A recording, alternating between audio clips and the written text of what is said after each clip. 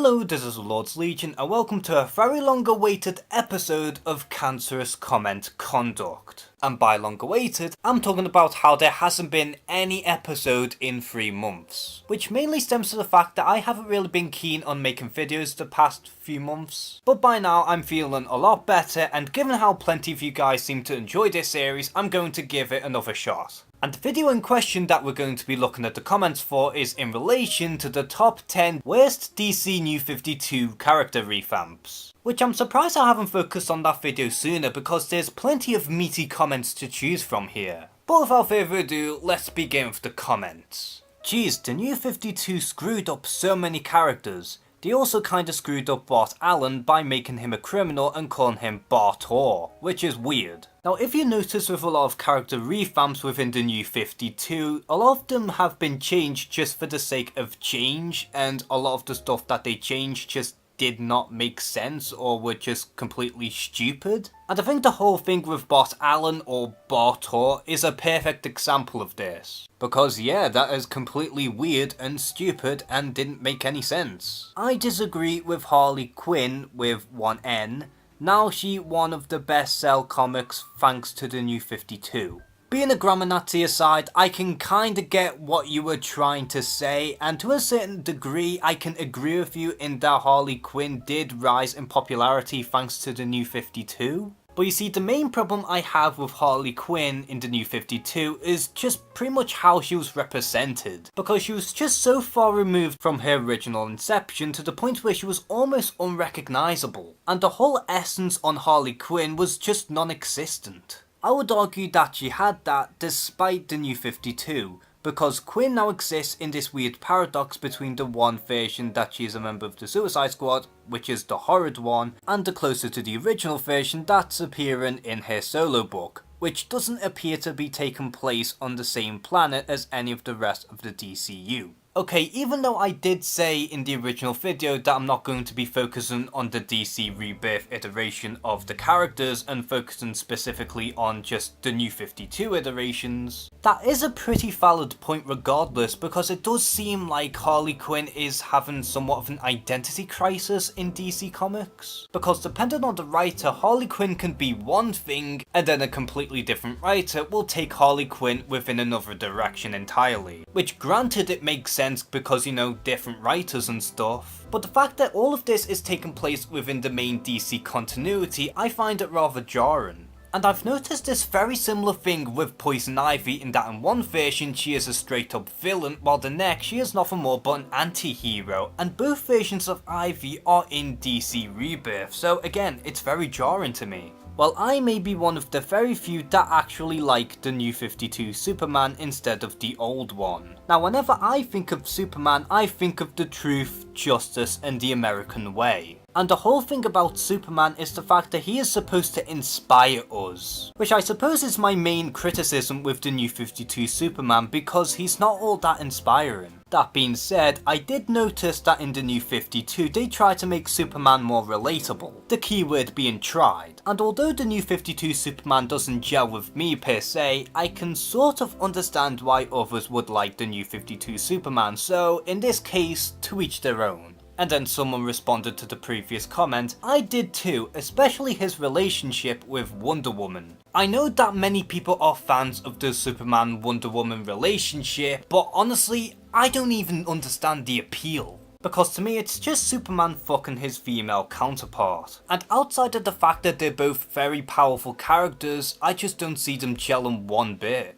I don't like Cyborg Superman being Supergirl's dad. Now, I don't know too much about Cyborg Superman as a character, but from an outside perspective, this is pretty ridiculous. Which made an already ridiculous Superman villain all the more ridiculous than he already was. DC Rebirth is great, which I 100% agree with, and is a huge step up from the New 52, hands down. And even though I personally think DC Rebirth is losing its touch a little bit, I can't deny that DC are doing a much better job with their comics at the moment than Marvel has, even though to Marvel's credit, they have been getting a lot better than how they were the past few years. I kinda liked the revamped Red Hood. Now, I will give the New 52 this. They did give Red Hood a much better origin story. which made a lot more sense than the original origin for Red Hood, and I can't take that away from the New 52 Red Hood. But again, my main problem with Red Hood is the fact that they just kind of made him impossibly badass and just made Red Hood less relatable. Now me personally, I only really like Red Hood in small doses, but with the New 52 they really did push Red Hood into being the next big thing, and with that they tried to do ridiculous things with the character to the point where it just kinda lost his touch. At least the New 52 is better than the all new, all different Marvel and Marvel Now. I think the New 52 is not as bad as all new, all different Marvel. Now that is a really tricky one to pick between the two because both of them suffer from completely different problems. I think with Marvel Now and All New All Different Marvel was the fact that the comics themselves were beyond inconsistent. And so in that sense, the New 52 was better than Marvel Now and All New All Different Marvel. But the flip side of things, at the very least Marvel Now and All New All Different Marvel didn't do so many changes to different characters. And at the very least the timeline was somewhat consistent, so it's kind of a pick your poison type of situation. I think Green Arrow was one of the worst revamps. I'm not gonna lie, but I really can't remember Green Arrow's revamp outside of the fact that his original costume was more like the Smallville costume for some reason. And so in that sense, costume wise, yeah, Green Arrow had it pretty bad in terms of the costume department.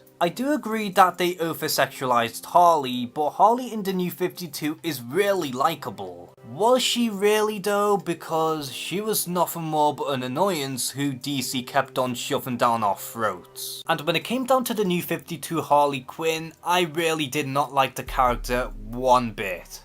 Darkseid is one of the best characters in the New 52. I mean, everyone is entitled to their own opinions and whatnot, but could you at the very least give me a reason on as to why Darkseid was one of the best characters in the New 52? Because every time I've seen Darkseid in the New 52, he was nothing more but a big bad for all of the heroes to punch. And he had next to no character to speak of outside of his origin that was explored in the Forever Evil tie-in comic. Which, outside of that one issue, Darkseid as a whole was bland in the New 52. Yeah, they rebooted some characters and changed them, how dare they do new things. Now my problem isn't so much the fact that they were doing new things with different characters and whatnot. If anything, I find it enjoyable to see new iterations of different characters. But the main issue I had with a lot of the character revamps in the New 52 was the fact that they completely missed the mark when it came down to capturing the essence on what made the original characters so great. And in my eyes, so long as they can capture the essence on what made the original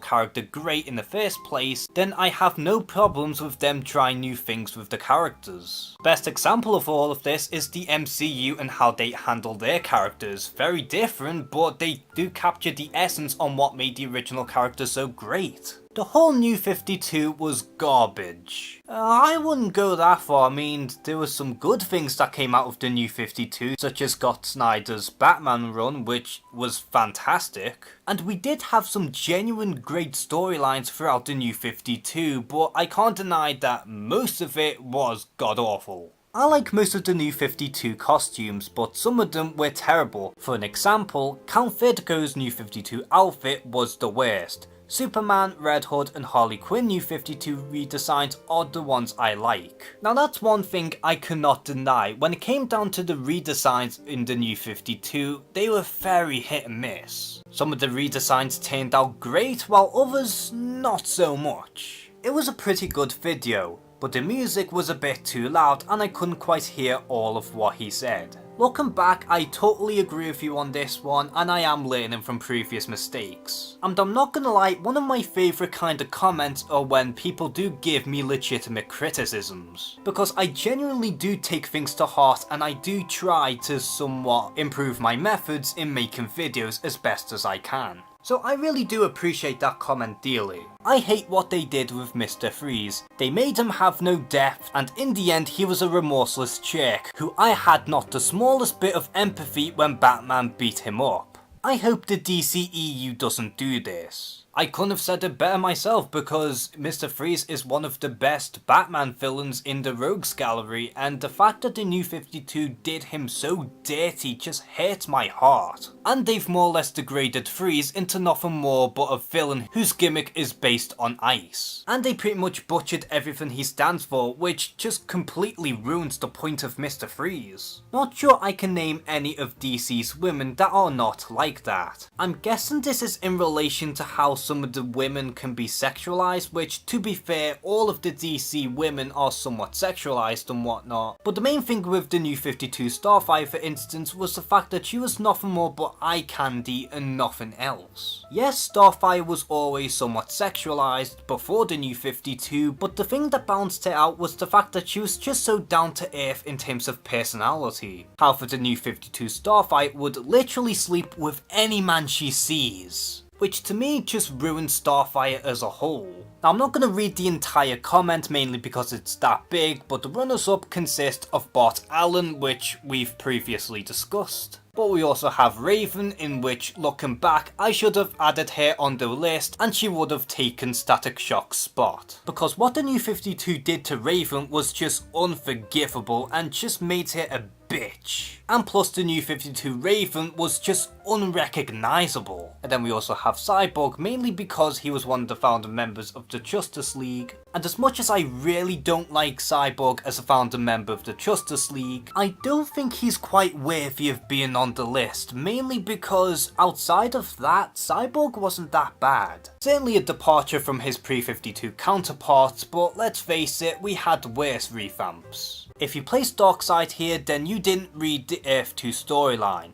Darkseid raped Earth 2. Oh look, Darkseid destroyed Earth 2, big whoop. Now this may have been a decent feat for the New 52 Darkseid and whatnot, but again, that doesn't make New 52 Darkseid any more interesting. You could have the New 52 Darkseid destroy the whole DC universe for all I care, and even still, I wouldn't find him interesting. Like I already mentioned, my main problem with the New 52 Darkseid is the fact that he is nothing more but the big bad for all of the heroes to punch, and this right here just proves my point. And yeah, that's pretty much all of the meaty comments that I could find within that video, and admittedly, not as bad as some of my previous videos, but there was still plenty of interesting videos for me to sort of debate among them, which sometimes I would rather prefer include more within this series. Because yes, as much as I really enjoy reading some of the stupid comments, sometimes it can be rather refreshing to read some of the more civil comments and have somewhat of a discussion among them. And hopefully I can make this into a monthly series once again, because I generally do enjoy making them. But yeah, I'm going to end this video right here, and as always, thank you guys for watching this video. Please like and subscribe,